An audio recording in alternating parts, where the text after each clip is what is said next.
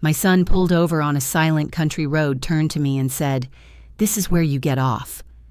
My chest ached, but I kept my voice steady. After a lifetime of raising him, I would not beg to belong. I lifted my suitcase, stood on that gravel shoulder, and chose dignity over pleading.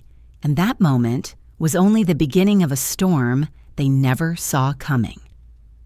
Before I continue the story, please subscribe to the channel and leave a comment letting me know where you're watching from. The back door stuck the way it always did in damp weather, but the air that met me was wrong. It wasn't the warm, toasty smell Richard loved, the kind that clung to curtains and reminded me of weekends. It was sharp and bitter polished coffee, cutting through lemon cleaner like a waiting room, not a home. I paused in the doorway, hand on the familiar dent where we once marked Joran's height, and tried to swallow the sour curl rising in my throat. Our battered oak table, once the heart of dinners and birthdays, had been remade. A laptop glowed, open binders stacked like bricks, legal pads aligned with a ruler's precision. A printed agenda sat front and center, its bullet points lined as if someone had been planning this takeover for weeks. The table that had carried spaghetti sauce and science fairs had been drafted into a boardroom without asking me. My chair, the one I'd always pulled out with my hip while ladling soup, was angled away from the table, turned just enough to make me invisible. A small thing, but it rang inside me like a bell struck under water. I rotated it back, not to make a statement, just to steady the world for a second. Where our wedding photo had hung, a whiteboard leaned. The photo lay face down on the counter, the stand bent. I picked it up, me, an address my sister sewed Richard with his nervous smile. Beside where it had fallen was a brown coffee ring, dried into the counter. I wiped it away, set us beside the stove under the warm light, and tried not to count that as victory. At the outlet by the bread box, Joran's sleek black coffee machine hummed. My old toaster's cord lay coiled beside it, unplugged. "We're upgrading the kitchen, Mom," he said from behind me, voice like a slide deck. He meant more than appliances. He meant control. I caught my reflection in the machine's chrome side, small, warped, still here. Zara stood by the fridge, fingers skimming the handle as if claiming it. "There are programs," she murmured, "for people your age, crafts, travel groups. It might help you adjust to being dismissed." I thought, but said nothing. Her tone was wrapped in silk, but the edges scratched. On the table, the agenda read, "Estate Operations Residency Next Steps." Under Operations Harvest Schedules, Vendor Relationships, Transitional Leadership. Under Residency Suitability, Safety Square Footage. Printed on my printer, with my paper, while I stood in my own kitchen wearing my funeral shoes. My thumb pressed the paper down as if it might run off. I took stock quietly, the way women do when the math of their lives starts slipping columns. The apron hook by the door was bare. My recipe card sat trapped under a glass paperweight. The wooden spoons had been pushed behind the binders as though stirring were an old hobby. My favorite mug was gone, replaced by a branded thermos flashing a logo I didn't know. On the backsplash, a Wi-Fi card leaned, "Sunnyvale Guest." Guest. The word blinked like a small, cruel sign. I picked up the photo again, set it upright by the stove, and wiped the counter clean.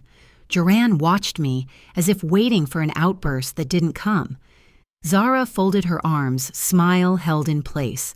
I moved 2 chairs back to their rightful sides, placed a plain mug in front of my spot, and sat. "If we're discussing my home," I said, "we'll do it at my table." Joran slid a folder toward me like a banker across glass. "This will help keep things organized," he said.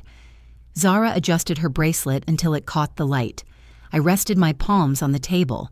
Their faces held traces of the children they'd been and shadows of people who'd rehearsed this moment. They had decided grief should be efficient. "I'm willing to talk about operations," I said, evenly. "But if you mean to use words like estate and residency, then bring me the will you're using." And the last one Richard signed with our family attorney. Zara's smile flickered.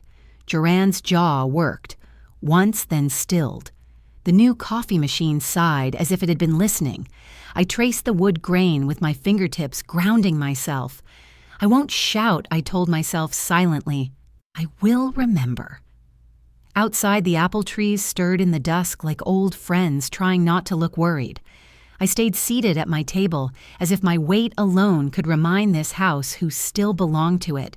I slid the folder to my side and let it rest against the heel of my hand. Paper carries temperature. This one felt room cold like a form waiting for my signature. I did not open it. The lights over the stove hummed. Somewhere in the house, the furnace exhaled. The night was late enough to level voices, and I intended to keep mine on that flat plane. We will use Kendrick Hale's copy, I said. The file held at our family attorney's office. Not a corporate draft, not something printed on the way to a funeral. I kept my eyes on the grain of the table so they would keep their eyes on me. Ground rules aren't loud. They are simply placed like plates before supper. The top sheet wore a logo, clean, modern, positioned to impress. Under it, empty space where an attorney of record line should have lived. No docket number, no witness initials, no file stamp, just a confident header and a lot of white. White space makes some people brave. It makes me careful. Bring me the last will Richard signed with Kendrick, I said. Date witness names, the stamp from probate intake, everything.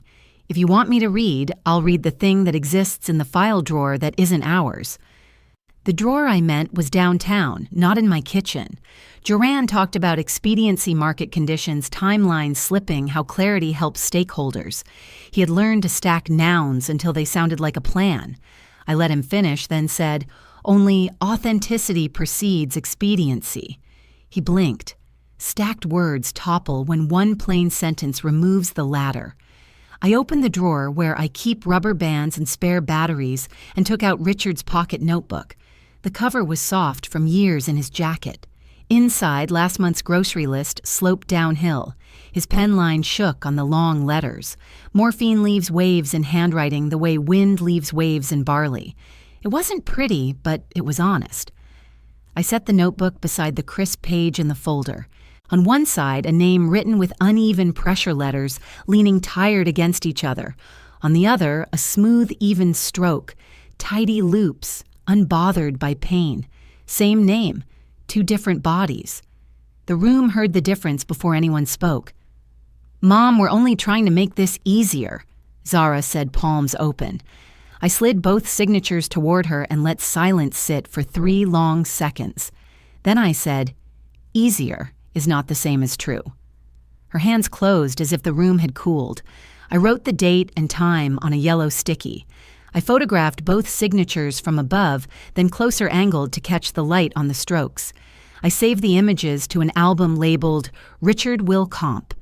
I backed them up to the cloud as the stove light cast clean circles on the wood. Email Kendrick now, I said. CC me. Ask for the firm's executed copy and the last amendment. We'll all read the same document. Joran's mouth made a shape like a start. Zara said, we can check Monday. Tonight, I said. Grief doesn't need a business day. I placed Richard's notebook in the middle of the table beside my plain mug. This table remembers who we are, I said. We had said prayers here and arguments and mercies. We had signed permission slips and mortgage checks. Tonight, it would hold a boundary until morning. I closed the folder without reading it, kept the photos on my phone and clicked off the whiteboard light. The room went back to kitchen instead of conference. Tomorrow, I told them we'd do this properly. I took the notebook with me when I went to lock the back door. Dawn came thin and colorless, and the first thing I saw was the kitchen tablet's network list. The name that used to say Whitlow Home now read Sunnyvale Guest. The word landed like a small stamp on my forehead. I stood by the window where Richard liked the morning light and watched the letters sit there tidy and wrong. The coffee maker's clock blinked 6:03, though I had not set it. A robin shouted from the fence post, ordinary and rude. Nothing in the room answered to me but the old wall clock ticking like a metronome for patience. I typed the old password, his birthday, with the hyphen the kids always forgot. Incorrect. I tried my admin profile. It wasn't there. Another try. Another red ping. The sound was bright and childish like a game.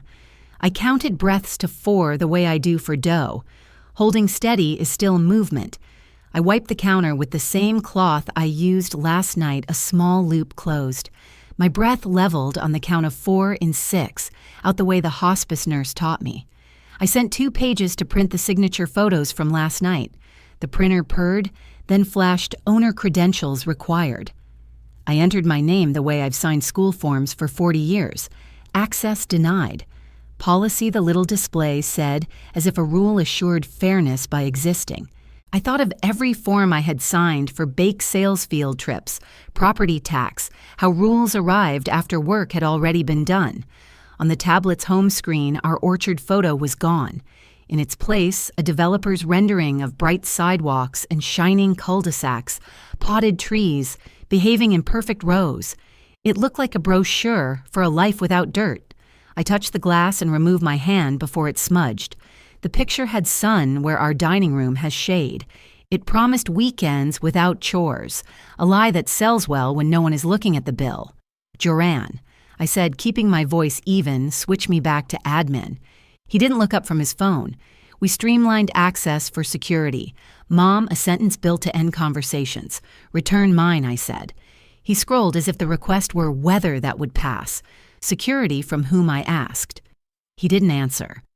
Silence is a choice, and in families it often votes with the majority. At the file cabinet by the hall, the key met the lock and stopped. It used to glide. Now it bit and refused. I tried the second key from the blue hook. No. The metal tasted like a penny on my tongue, though I hadn't put it there. I set both keys on the cabinet palm flat to quiet the shake that wanted in. The metal was new. The edges hadn't learned softness yet. New things always think they belong more than the old things do. A fresh label on the top drawer read, Operations restricted the letters straight as soldiers. I tried each drawer and got the same answer, a tight refusal disguised as order. The label maker does not know what it erases. I do.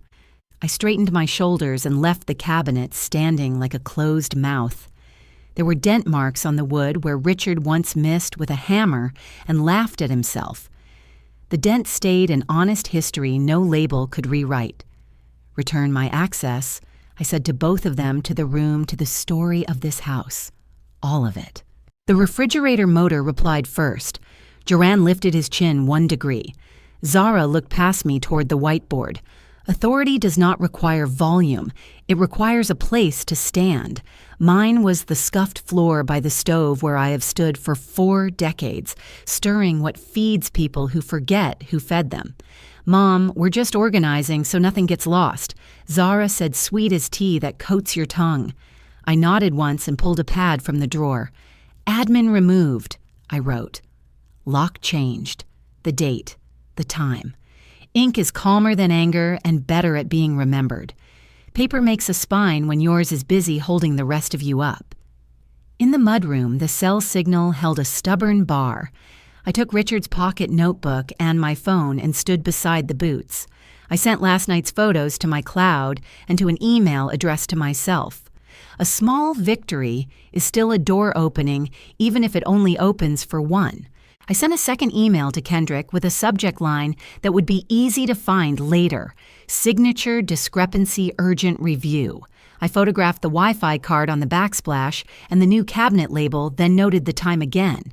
When people rename your house, they tell you who they think you are. Names can be changed back.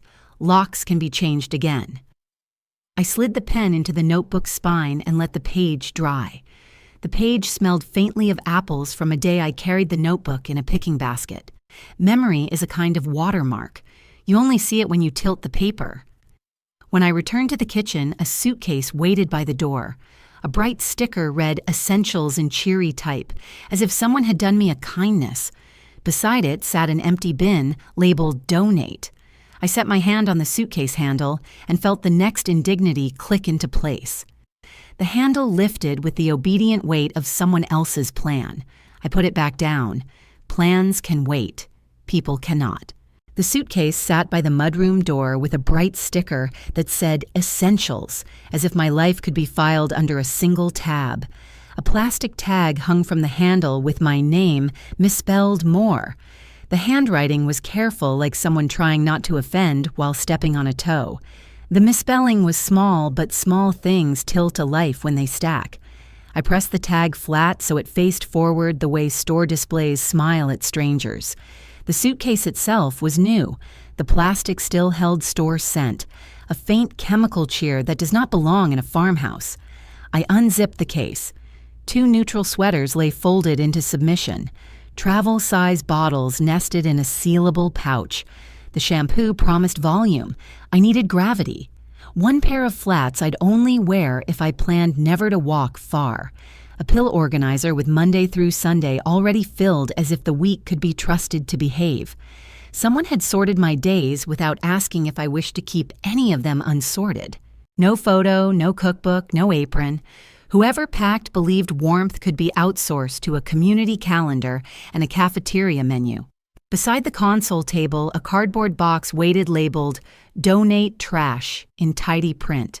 On top was Richard's flour-dusted apron folded once the tie strings tucked in like a courtesy to a stranger. I remembered the smear of cinnamon he never noticed and how the stain outlasted the smell. My throat tightened, and then my spine noticed and rose. A man's work does not become clutter because grief makes people efficient. We sold pies to pay for uniforms 1 year.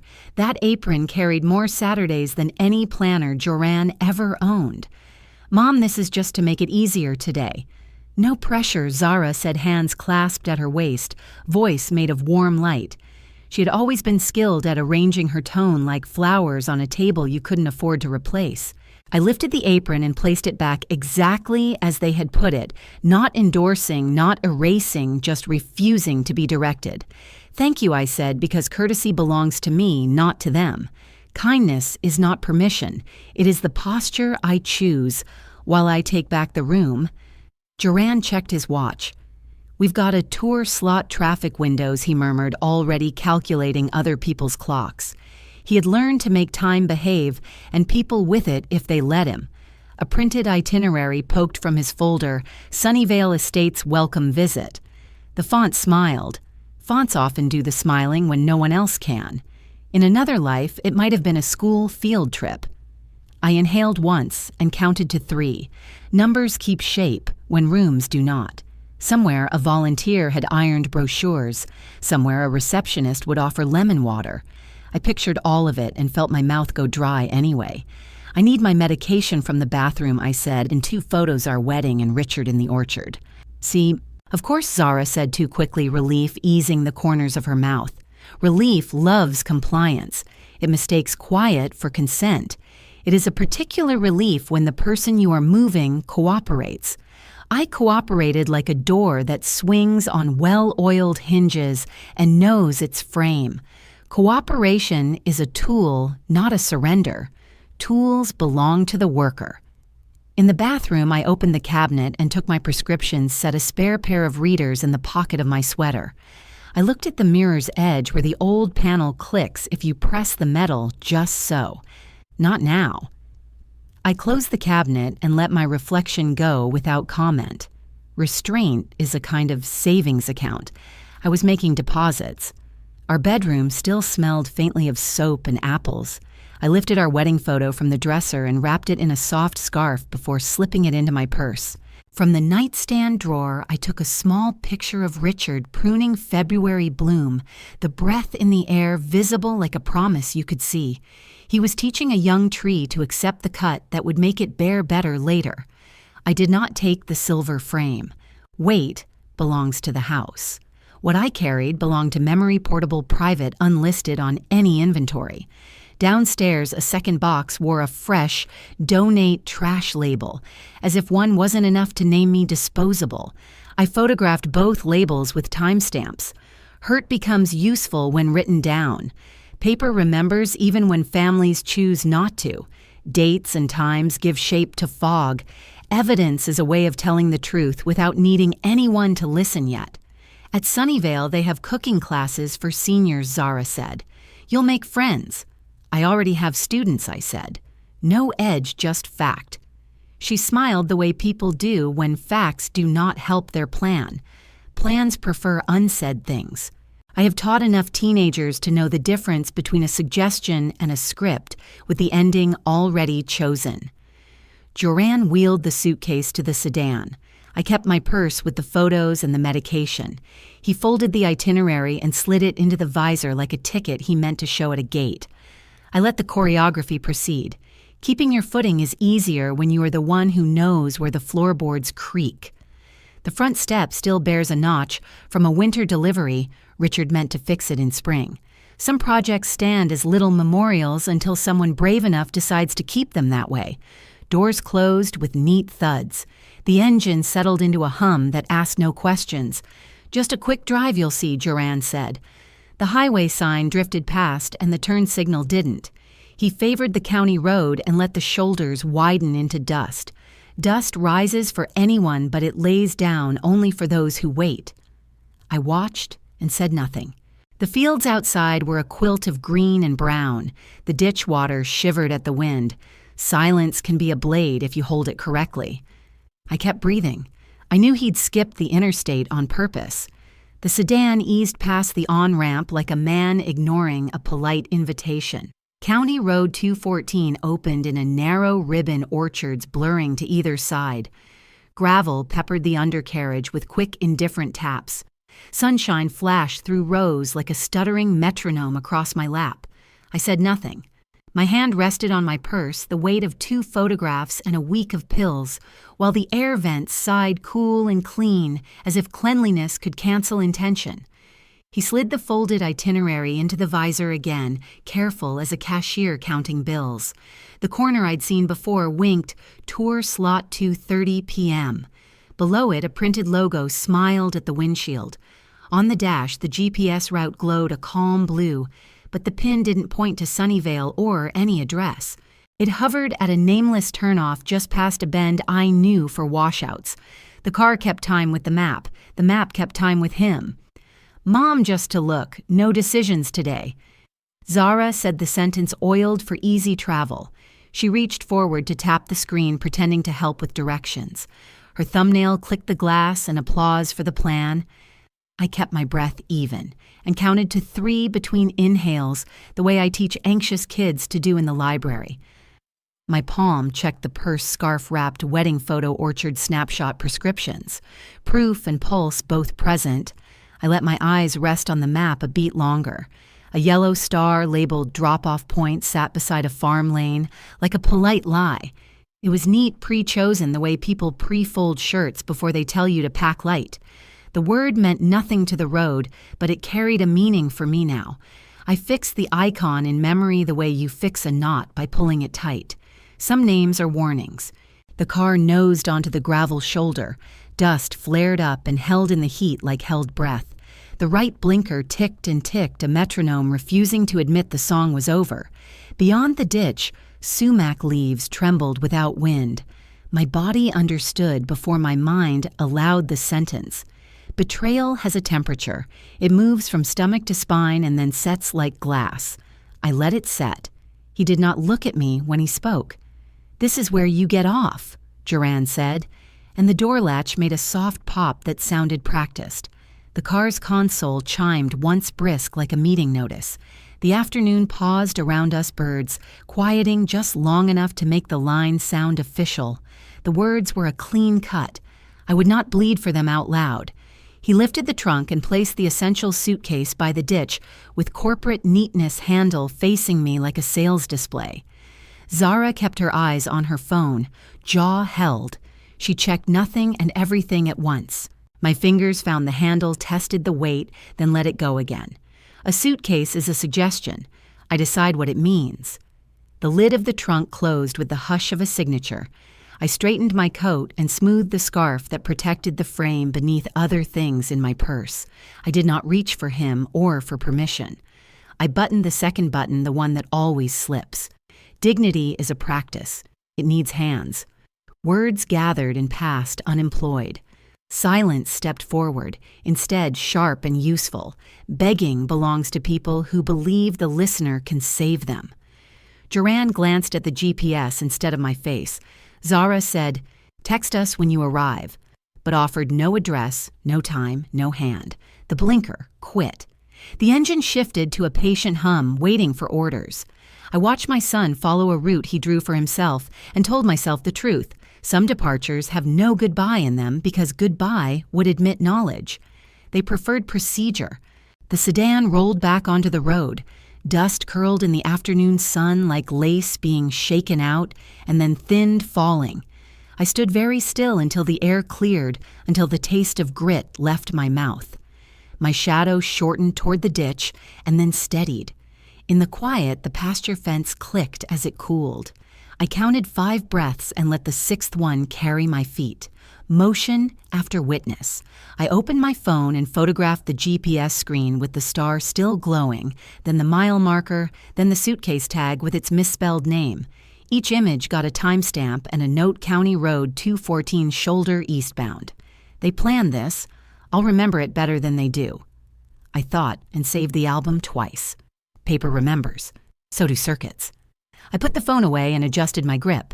I lifted the suitcase just enough to roll and turn toward Hazelbrook, not the gas station he'd mentioned like a favor. Road heat made the distance wiggle, but the orchard rows aligned like ribs of a promise, pointing me home to myself. A meadowlark threw a bright note into the ditch, proof that the day refused to become smaller for their sake. I set a pace I could keep and did not look back. Hazelbrook's town sign rose out of the wavering heat like a plain truth. I shifted the suitcase to my left hand, loosened my scarf, and let the breath I'd been holding slide out in one even line. The church steeple pierced a square of pale sky. Garner's Gas and Grocery threw a strip of shade across the sidewalk, and a sun-faded flag moved just enough to prove there was still a breeze. My feet hurt, but they were under my command again. Road behind me, names ahead of me. The bell over the door chimed a small domestic sound that could mend a day if you let it. Otis Garner looked up from the counter glasses halfway down his nose. Surprise washed into concern without spectacle. "You all right, Maura?" he asked, already reaching for a bottle of water. I nodded once and felt my face settle into something that could carry weight. Home is sometimes a person who remembers your name. "I need a prepaid phone," I said, and the number kept private. He brought out a small box scissors and activation slip with tidy lines. The click of plastic and the snip of tape sounded like ordinary life, the kind people try to take from you with paperwork. He set the handset on the counter like a tool, not a toy. "We'll get you set," he said, steady as a porch. The register spat a thin ribbon of proof. Time, date, itemized list, SIM card, handset, granola bar. The thermal paper curled warm into my palm, the ink crisp and unquestioning. I slid the receipt into my pocket and felt its small weight like a spine. "Print 2, I said, and he did, tearing the second slip with a practiced snap. Fax twice. "Does your front camera keep footage?" I asked. Otis nodded. 72 hours on board, he said. He checked the screen above the door, then jotted a bookmark time on a yellow pad, 3:48 p.m. "If you need it pulled, I'll save the clip." His voice didn't pry. It just stood beside me. Security with manners replaces helplessness better than speeches ever do. I took the bench outside the one with slats that fit a back like good advice. The SIM slid into its tray, the handset woke, and a gentle progress bar crawled toward usefulness. Not homeless, not helpless, documented. The word tasted right. I called up the settings and named the device Maura Primary so I would never again be a guest on my own account. The first signal bars lifted like geese. Otis stepped out and pressed a granola bar into my hand, waving away my attempt at cash for the water. "We've got you," he said, simple as a handshake. Kindness made room for breath, not tears.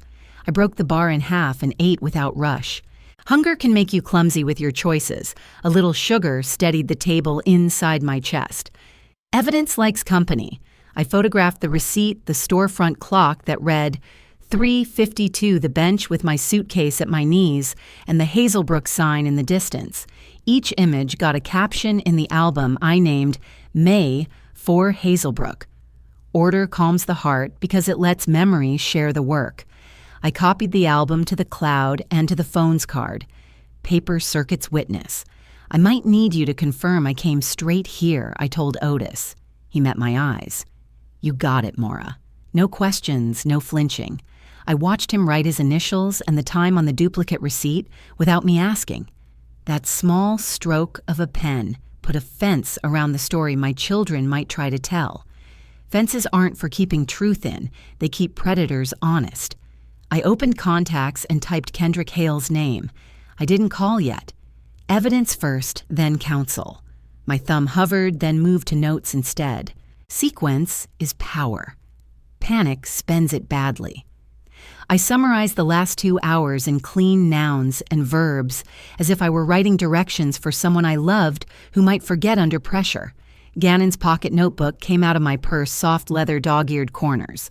I wrote arrived 3:47 p.m. Garners. Receipt, na 3-1 bow were 7-7. Camera bookmark noted. The pen scratched like a cricket. Paper corroborates digital. My hand steadied with each letter until the line looked like it belonged to someone no one could call confused. When I stood, the light had angled across the library steps, throwing long rectangles onto Main Street. I thanked Otis and tucked the phone and receipts where they could not be fumbled. The suitcase rolled more easily now, as if a little proof had greased the axles. I headed toward the apartments over the bakery to ask about a short lease and a spare key that fit a quiet lock. Proof in hand, I went to fetch something older than any password our original deed, and the key that moves water. They were not in a safe. They were where Gannon and I had decided decades ago, reachable, ordinary, hidden in the kind of place thieves ignore and family forgets. The sun warmed my shoulders. My name felt heavier in my pocket and lighter in my mouth at the same time. Before leaving, I asked for an envelope. Otis slid one across. I sealed the duplicate receipt, wrote the date across the flap, and had him initial the seam. I took a wide photo from the curb that captured the storefront, the clock, and the corner street sign in one frame. For myself, I called the time of day service and let the recorded voice stamp another minute on my log. The blister in my right heel announced itself, but even that pain felt like ownership, my steps, my choice, my record. Then I started the farmhouse, weighted in a pale Sunday light. As I came up the lane, the siding warmed to a quiet cream, and the apple trees picking at their own shadows. Birds worked last year's stems. The kitchen window was shut, blinds tilted as if to refuse the day. I did not touch the back door. I walked past it to the side entrance by the mudroom where the lock had not been changed, where the key still knew my hand. The knob turned. The house smelled of soap and stored apples. I paused in the mudroom and listened to the house breathe. Upstairs, the bathroom mirror held the ghost of my face, steady enough. I opened the old medicine cabinet I had installed with Gannon the year the twins were born. The chrome hinge right side still had a shallow click if you pressed, then lifted. I pressed lifted. A thin panel tipped forward and revealed a recess no deeper than my palm. Inside lay a flat, fireproof envelope. I breathed out and touched it like a pulse. Paper older than any password waited there. I slid the envelope, free-slid it with my thumbnail, and drew out the deed to 20 acres and the water rights that make orchards more than photographs. The notarized stamp was clear. The date stood 2 years before our wedding beside my maiden name in my neat hand. I read the metes and bounds out loud once for the wall, once for myself, until the words steadied my heart. On the dresser, I spread the folded survey map. The creek line bent like a wrist, and the parcel square held the spring, and the pump intake like a lung. With a pencil, I traced the boundary, found the parcel ID, circled it, and took a photo of each page, front and back corner and seal. Then I photographed my own hands holding them. Confidence stood up and waited by the door. Back downstairs, the mudroom smelled faintly of oil and wool. Under a nail labeled pump, the old brass key dangled from a twine loop. I lifted it down, slid it into my coat pocket, and added gloves. Gannon used to say the owner carries the keys. The twine scratched my knuckles. I smiled anyway and stepped back into the day. The pump shed crouched beyond the outbuildings. Dust rose from the path and settled again. My shadow reached the door before I did. I fitted the key turned and shoulder bumped the warped boards once to loosen them. Inside the dim square, the control box hummed like an old clock. The intake pipe weighted the gauge at 0, the manual toggle a small, stubborn truth. I stood until the smell of metal and old water made sense again. I set the prepaid phone against a wrench box camera open to video. I spoke the date and time, the farm name, the parcel ID from the survey, and my own name. I said where the deed lay in my bag and that a second copy would be with counsel by dusk. Then I tapped record, checked the frame, and stepped into it so the future would see me where I was. The toggle flew a tiny spark when I pulled it. The motor shuddered, rattled, then evened to a working growl. The needle climbed in small, convinced ticks. I cracked the test spigot, and water shouldered out clear and cold, ribboning into the spill pan. Sunlight cut the stream into a bright blade. For a moment I listened to the sound that keeps orchards alive. I lifted the phone and moved in close. I held on the nameplate, the serial numbers, the needle steady above operating range. I propped the phone by the open door to capture the shed and the morning, then filmed my second handset, showing GPS coordinates. I read them aloud along with the minute and second from the clock at the barn. My hands did not tremble. Evidence is a language grief can speak. For one shot, I pinched a corner of the deed into the frame while the water ran. The rest went back into a folder, into a zip bag, into my purse zipper, drawn like a seam in good fabric. Rights and reality finally shook hands. I closed the spigot and let the needle settle. I toggled the motor down. The quiet came back piece by piece with a click and a hush. I locked the shed, then stood under the eave long enough to copy the video to a micro SD and then to cloud through the prepaid service. The progress bar crawled, but it moved. When the icon turned solid, I breathed. I sent a low-resolution backup to myself as an email and to a new address I'd created for this day. On the track, I paused at the first flagstone, where Gannon had set a boundary marker. I photographed the metal pin peeking through clover, then the second marker by the fence where the spring burbled, and finally the third at the edge of the lane where parcel met road. Each image got a note in Gannon's pocket notebook. Each note got a time. Each time was a small nail in a board that would have to hold.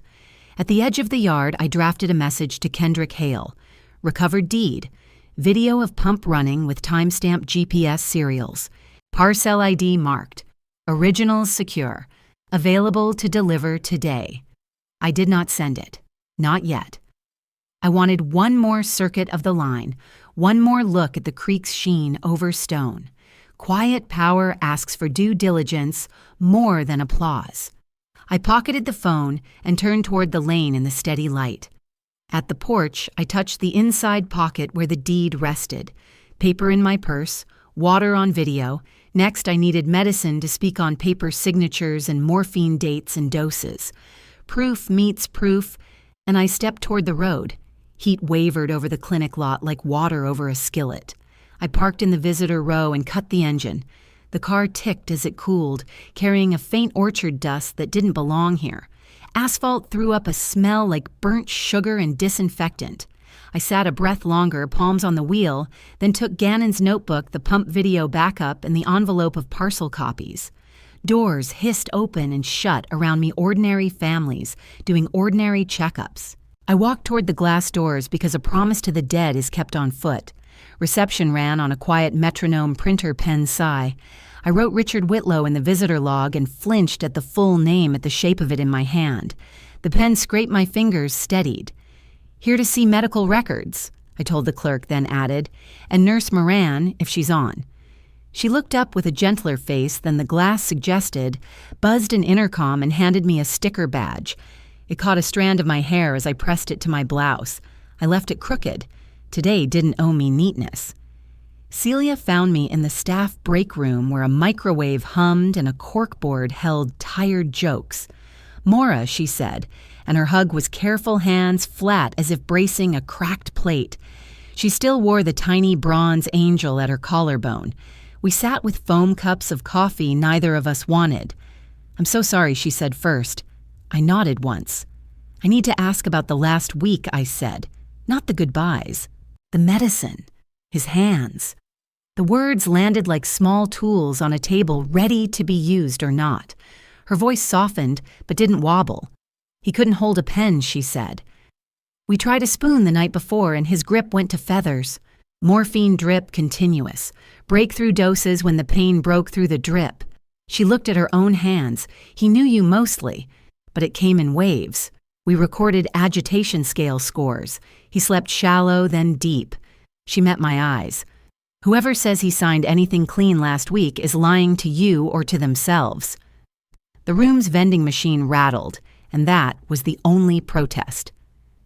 Celia walked me to Dr. Ahmed Leclerc's small office off the chart room. Paper and antiseptic made an oddly holy smell. Keys jangled from her lanyard as she asked for the hospice binder. The doctor stood, shook my hand like he meant it, and gestured to a chair.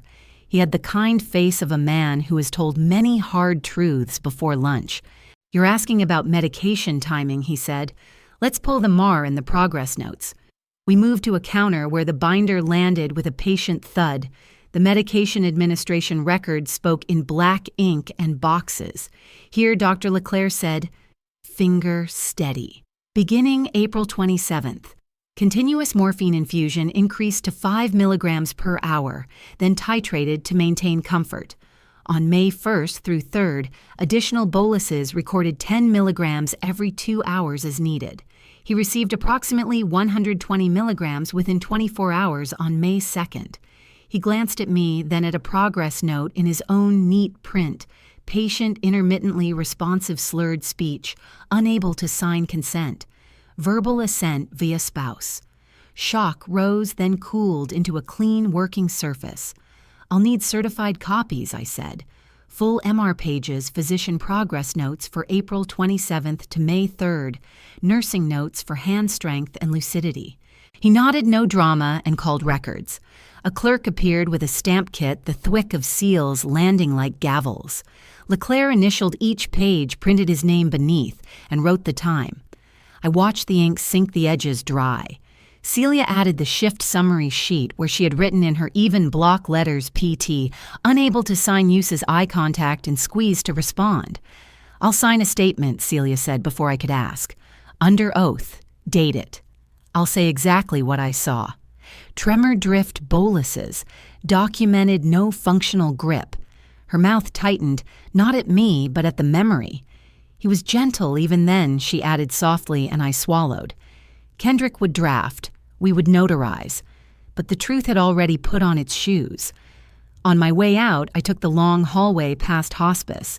The oxygen pumps made a steady ocean sound and the doors whispered as nurses moved. A cart squeaked. Someone laughed thin and real. I pressed my palm to the cool strip of wall just once. Richard was not in there.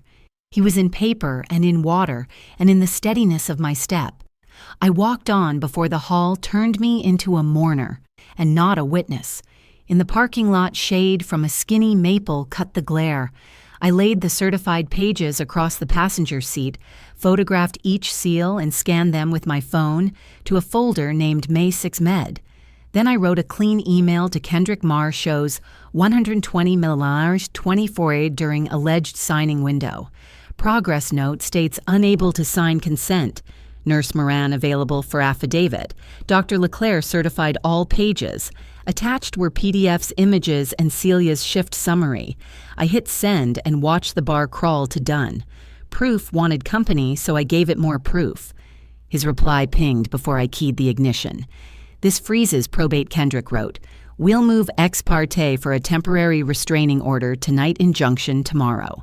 I'll have Celia's affidavit drafted within the hour. Do not confront them.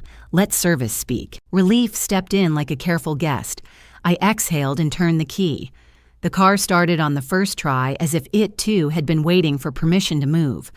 At the stop sign, I pictured Duran's perfectionist loops on that corporate letterhead as smooth as a sales pitch. I saw the hand that wrote them, firm, healthy intent. I set that image beside the Mars doses and the progress note sentence unable to sign and let silence do the arithmetic. The road back to town shimmered. Somewhere, a printer would soon spit out papers with my name spelled correctly and his plans held still. I did not smile. Cold determination wears a plainer face. Canvas tents rib the Tuesday sky as I wheel my small suitcase down Main Street. The air smells of apples, kettle corn, and wet burlap. A fiddler tunes under the elm while someone laughs too loudly near the honey stand. I keep my pace, even the handle thumping every 3 steps, the kind of rhythm you can hide your nerves inside. Familiar faces glance up, curious, then kind. I nod the way people do when they've shared decades of weather and funerals. I set my purse close to my hip and breathe like a person who still has work to do, even when the house says otherwise. Otis lifts a hand from his register when I pass his booth. "Morning," he says, as if yesterday never tried to strip my name. "Morning," I answer, and we let the words stand there between us like a fence post you can lean on. His little receipt printer blinks ready. He does not ask questions. He sees the suitcase and decides not to. I feel steadier just for that small discipline, the way a person can lend you the shape of normal without a lecture. By the honey stand, Zara's voice pours like syrup over a stranger's questions. "Mom's touring communities for seniors this week," she says, smile, soft eyes bright for the vendor. "Sunnyvale has wonderful programs." The vendor nods in that polite, distracted way people do. I swallow the tiny sting and look past them at the stacked jars catching light. It is always the sweet talk that leaves the quietest bruise. I shift my weight and let the bruise breathe. A woman in a denim visor stops, tips her head. "Maura, will you bake for the food bank this winter, like before she asks?" I can feel the memories she's standing on cardboard tables, steam from bread that line of coats in January. "If they'll have me," I say. She smiles like a porch light and moves on, and something underneath my ribs remembers what it feels like to belong without permission slips. Don't let her play. Modest Edna Pike says arriving with a jar of peach halves she probably canned in 1999 and never gave away. This woman taught half this town to put summer in a jar. You like jam in February. Thank her. Laughter loosens shoulders I didn't know were tight. Edna's voice carries like the bell she used to ring between third and fourth period. It lands on me and stays a public amen I didn't ask for but needed. Zara pivots quick as a hostess switching topics. "Mom needs activities with people her age," she says sweetly. "It will be good for her to be around friends at Sunnyvale." Her tone could sell clouds to a dry county. I measure my breath and let the sentence pass like a car I have no reason to step in front of. She is performing and the market is her audience. But they remember the winters my kitchen paid attention when nobody else did. Voices collect. A vendor in a green apron says, "Her sourdough funded half our shelter's furnace repair." A teen with purple hair face I recognize from the library garden ads. She showed me how to prune without killing the bud, save my granddad's tree. Another woman touches my arm. "You brought me soup after my surgery. You didn't even know me." It rolls like a choir finding a key. No one is shouting. They are just telling the day what they saw. "I'm not touring," I say when the space opens for one sentence. "I'm teaching Thursday evenings at the library, same room as the quilting class." The words are plain, not a performance. They land, make a square where I can stand. Someone's child drops a strawberry and giggles. A dog shakes its collar. Life keeps happening, and I do not need a stage to be visible. Otis tears a thin slip from his machine and holds it out. "For your folder," he says. The time and date bracket, the morning in thermal ink. I slide the paper into the sleeve with my other proofs. He doesn't wink or whisper. He just hands me the day documented. Gratitude moves through me like water, finding a lower place and settling there. Will Hazelbrook Orchard survive? A bystander asks, eyes on my face like I carry the answer in my coat. The water, will I say. It is enough truth for a Tuesday. Heads tilt, people read more than I said, and I let them. They don't need the pump video or parcel numbers. They need to know I haven't surrendered the route. Zara's smile stays pretty, but I can hear the thinness of it now, like glass cooling too fast. "We're late," she says to no one in particular, kisses the air near my cheek, and drifts away toward the parking lot. No drama, just the sound of a plan losing oxygen in fresh air. I do not watch her go. I adjust the suitcase handle and tug once to feel its strength. By noon, shade slides across the canvas tops. Edna presses a jar of jam into my hands.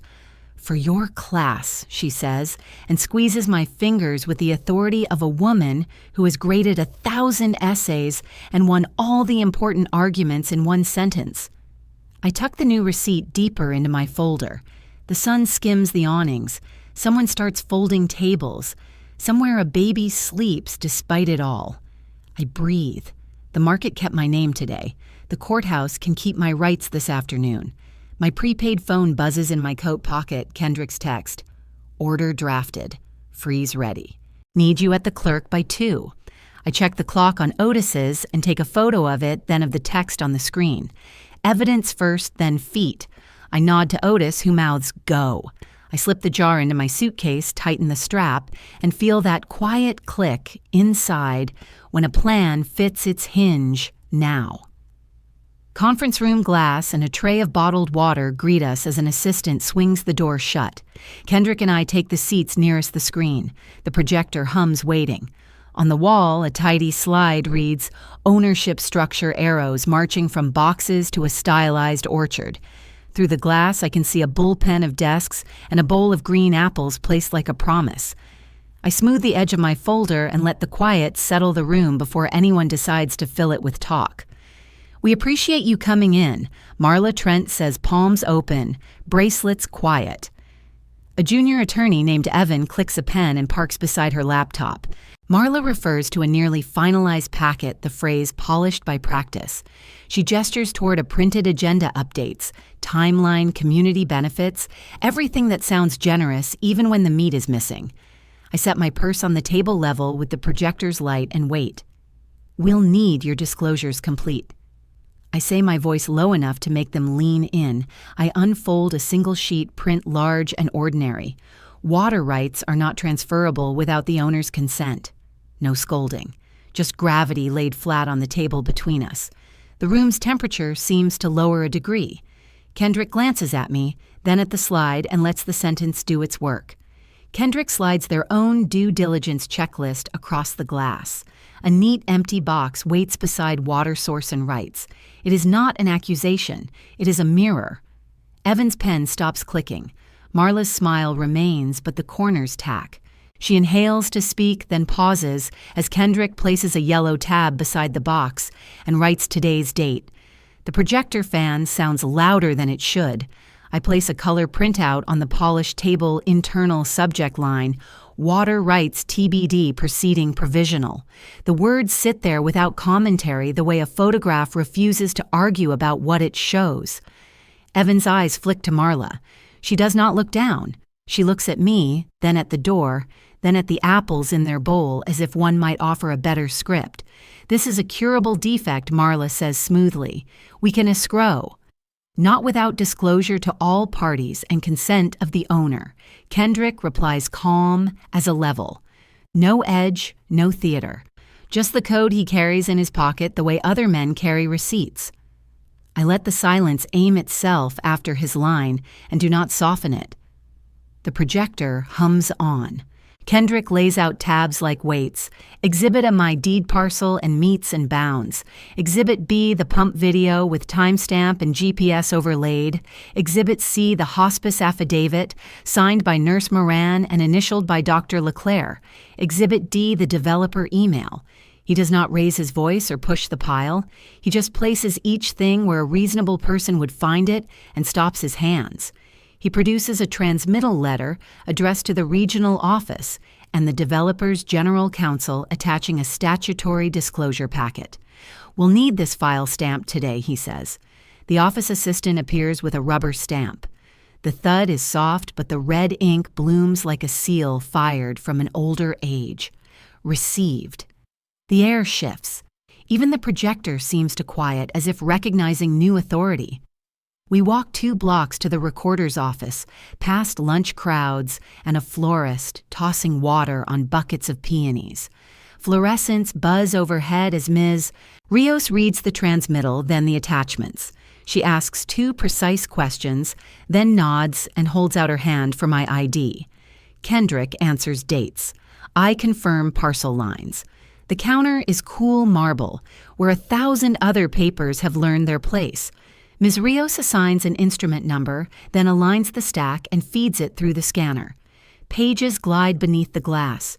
She stamps each with the same red square that changed the air in the conference room. These are now part of the file, she says.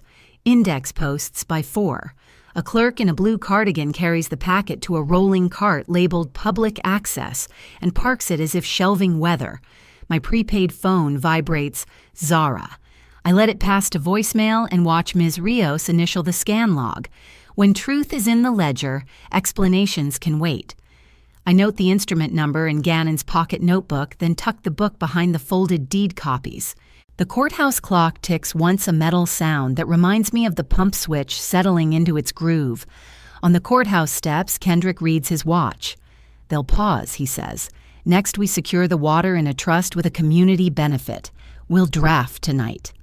I look east toward Hazelbrook, where the land lifts and the wind turns cool as it runs the orchard rows. I feel no triumph, only a hinge locating its seat and holding fast. We stand a moment, not speaking. Traffic murmurs, and somewhere a siren starts and fades. I press the folder to my side and think of the bowl of apples in the glass room, and how a real tree drinks water it can name. Let's keep it that way, I say. Kendrick nods already far down the page in his head. We walk toward the curb, and the day feels properly indexed at last. Before we leave, Kendrick emails the same packet to Marla and General Counsel, copying me and Ms. Rios. The subject line reads, Mandatory Disclosures, filed and indexed, and the sent time nests beside the instrument number in my notebook.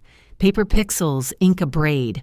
If anyone tries to hurry the sale, the county's clock will testify first. It will not fade. Kendrick spreads a clean deed across his oak desk pages tabbed in blue. The title sits plain and firm, Hazelbrook Water and Legacy Trust. Parcel ID at the top, my name below it, the paper already steadier than any voice in this building. Outside the window, the square wakes to May light. I rest Gannon's pocket notebook beside the binder and keep my breath even. We'll draft it like a fence with no gate. Kendrick says. He runs a finger down the table of contents. Trustee powers restrictions, community access maintenance. We designate a local nonprofit as trustee, the same one that manages the food bank plots. Successor trustees are listed in a clear ladder, so no family argument can climb over it later. For purpose, Kendrick types the words I asked for: agricultural stewardship, food security education, duty without drama. He slows at the spine. Section 4, he says tapping. I read aloud so the words live in the room, non-transferability. The water rights subject to this instrument may not be sold, leased, pledged, assigned, or otherwise encumbered. No loopholes tucked in the margins, no except under market conditions. I let the sentence finish and feel the room accept it. Gravitas arrives like a chair pulled in close. We shape Section 5 so access has rules, not chaos. Seasonal allocations for small growers, a standing priority for the food bank garden when drought burns August thin, education plots set aside by the library for Thursday evening classes. Water becomes neighbor, not currency. I picture the spigot at the pump house, the spray turning bright, and a row of kids holding notebooks learning why pressure rises and falls. Safeguards follow any change to Sections 4 or 5, requires a supermajority of the trustee board, and a court's approval with public notice. Dissolution only if the water source ceases to exist, and even then the remainder must land with a kindred purpose. We add penalties for misuse and the right to audit logs and gauges. Paper learns the language of pipes. Funding comes next. A small endowment feeds a reserve for electricity and repairs. A stipend covers quarterly maintenance. Certified operators will train at the pump shed twice a year. Sign-ups managed by the trustee, not by whoever shouts loudest at harvest time. Kendrick drafts a simple fee schedule so no one is frozen out by paperwork. Competence is a kind of mercy. He prints the set. We read every page again. My hand does not shake when I sign as settler. Kendrick witnesses. The notary presses her seal. The metal clicks and warms through the paper like a small sun. I initial each tabbed exhibit: the deed, the survey, the pump video still with GPS, the trustee charter. Kendrick adds a memorandum of trust and a notice of restriction to record with the county. At the recorder's office, Ms. Rios greets us through the window and reviews the documents. She stamps the memorandum, indexes it to my parcel, and slides a slip with the instrument number under the glass. "This sits in the public chain," she says. "Anyone looking up that land will meet this first." I write the number in Gannon's notebook and feel a notch in the day click into place. By late afternoon, the library's community room smells like folded chairs and lemonade. Edna arranges rows while Otis rolls in a cooler and a stack of paper cups. I set a single page on a music stand, the paragraph that matters most. People come without fuss, growers with sunburnt wrists, a teacher with a clipboard, 2 teenagers who helped me prune last winter. I read the paragraph in a steady voice. Seasonal allotments for local growers by application. Education plots led by the library. Emergency drought priority for the food bank. Logs posted monthly. Violations corrected, not weaponized. The room keeps still as the words travel. I am not asking permission, and I am not gloating. I am naming a path. Hands rise. A young farmer asks about sign-ups. At the trustee's office, I say, first Monday, March through May. Fair rotation posted publicly. An older man asks about pump training. Twice a year, I answer. Operators certified logs maintained, gauges checked. Bring gloves. Someone asks what happens if a developer offers money anyway. They can offer, I say, but paper and water will say no together. Otis steps forward and places a jar of coins on the table. For filters, he says. People smile, relieved to be useful. Edna brings out a legal pad and starts a volunteer list. The teenagers ask if they can film the next class for the library's channel. Yes, I tell them. We want memory outside one file cabinet. Warmth gathers like a quilt. I close the folder.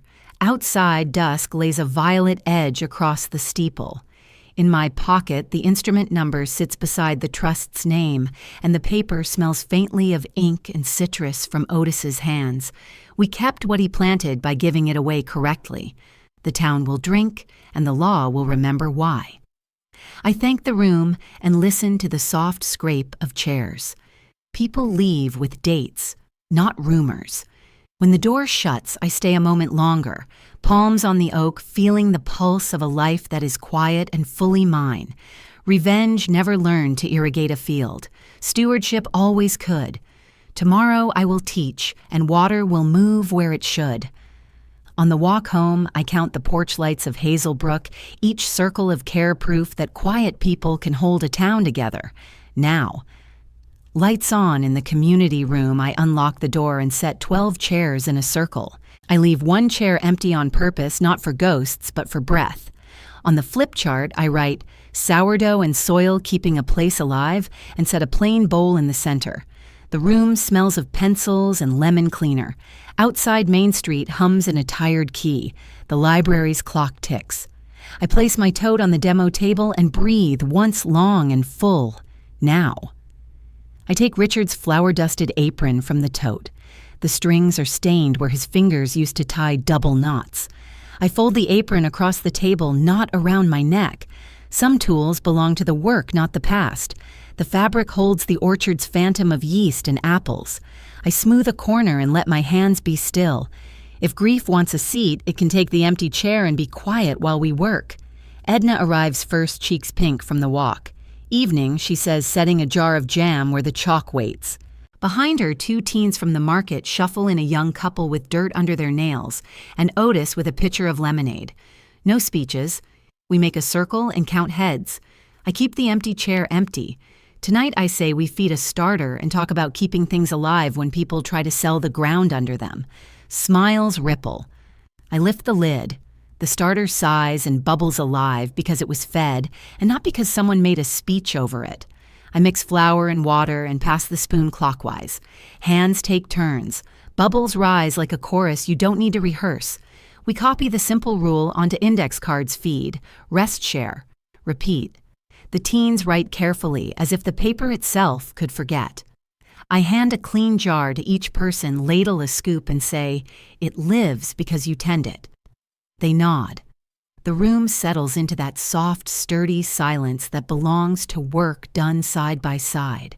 Between steps, I lay a single sheet on the music stand, sign-up times for the Trust's garden plots. Pump test hours, hotline number. This isn't charity, I tell them. It's a tool. Use it. Edna notes dates on the board. Otis pins the hotline to the cork strip with a thumbtack. We answer questions, valves, hose heads pruning in July. Bring gloves and patience, I say. Laughter warms the air, then fades back into listening. We practice one fold and one stretch for the dough, then another. The bowl grows heavier and more obedient. Someone asks if I'll teach canning at Harvest. If the library will have us, I answer. The empty chair stays empty. No one mentions the funeral or the road or the word tour. We are busy with the smaller, honest nouns. Salt bowl, jar time. Class ends the way good work ends, with chairs tucked in and counters wiped. I fold Richard's apron again and slide it into the library's cooking kit where the measuring cups live. The label on the bin reads, Loner Whitlow. That's enough. The apron is no longer a shrine. It is a tool the town can borrow when it needs good bread. Street lights lift over Main Street when I step outside. My phone buzzes. A voicemail from Duran, a text from Zara. Can we talk? I stand under the library awning and let both sit where they are. Boundaries can be as plain as a closed door. On the bakery apartment's small balcony, I set the starter by the railing and pour a glass of water. Across the alley, the co-op plot glitters under a scheduled sprinkler test, fed by the pump I filmed. Silver arcs stitch the soil in measured lines. We kept the water by letting it go where it feeds. I breathe and press play. Duran's voice comes out, halting young for a man with a mortgage. He circles the word misunderstanding, knocks against pressure, then bumps into, I'm sorry. He says he had a tour time to keep and thought the move would be smoother if we started. He says he didn't mean to hurt me. The message ends with air, as if he wants me to finish the sentence he couldn't. I don't. I put the phone down and watch the sprinklers complete another arc. I picture the deed sealed at the clerk's window, the trust language I read aloud, the stamp that stopped a sale. Love does not require access to a password. Forgiveness does not cancel a record. I type a reply I may or may not send. I accept your apology. The trust stands. Do not contact me about any sale. If you wish to speak about care, do so in writing and do not lie. I save the draft and close the screen.